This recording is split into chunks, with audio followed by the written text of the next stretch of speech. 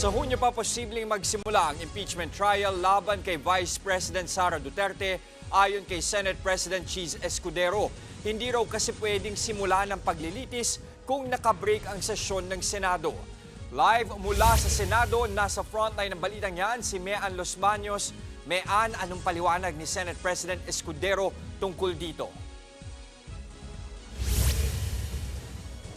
Hi Jess, magandang hapon sa iyo. Tama ka, walang impeachment trial na mangyayari habang nakabreak ang sesyon. Ayon yan mismo kay Senate President Cheese Escudero. Matapos ngang i-endorso ang articles of impeachment laban kay Vice President Sara Duterte mula sa Kamara papuntang Senado kahapon.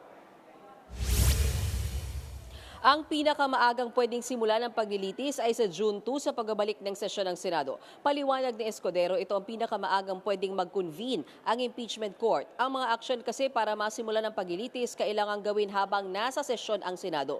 Nagsimula na ngayong araw ang break ng Senado matapos mag-adjourn kahapon. Inayawan naman o inalmahan ni Senate President Escudero mga nagsasabing dapat itong talakayin agad-agad ng Senado. Unang-una, wala naman sa kanilang agenda ang pagtalakay sa articles of impeachment kahapon laban kay VP Duterte dahil hapon na nga ito dumating sa kanila.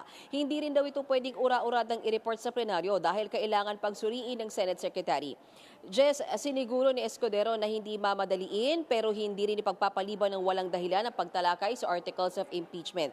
Nagpaalala rin ang tagapangulo ng Senado na hanggat maari ay huwag magbigay ng anumang pahayag kaugnay na magiging posibleng boto ang mga senador sa impeachment trial. Mahalaga raw kasi na mapanatili ang kredibilidad at integridad ng impeachment trial hanggang matapos at makapagbigay sila ng hatol. Jess? Mean, so anong ibig sabihin nito? Hindi muna ba gagalawin ng Senado itong ang articles of impeachment at talagang itatago na muna?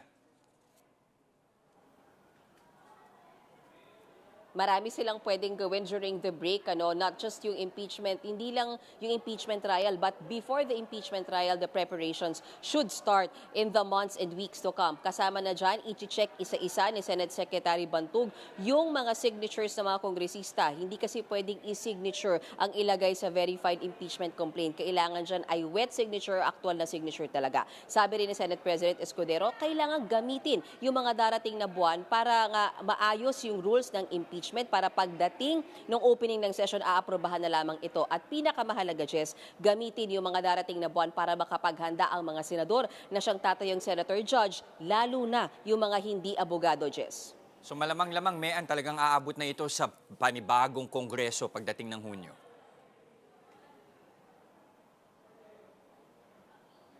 Tama. June 2 and then they're expecting that a possible scenario would be sisimulan kasi 19th Congress pa rin yung June 2, di ba? Pero pagdating kasi ng Hulyo ay 20th Congress na. So ang sinasabi ni Senate President Escudero, very possible na scenario, sisimulan ang trial ng mga miyembro ng 19th Congress pero ang magtatapos at magbibigay ng hatol ay yung batch ng senators na miyembro na ng 20th Congress. Tatawid siya ng 20th Congress, kumbaga, Jess.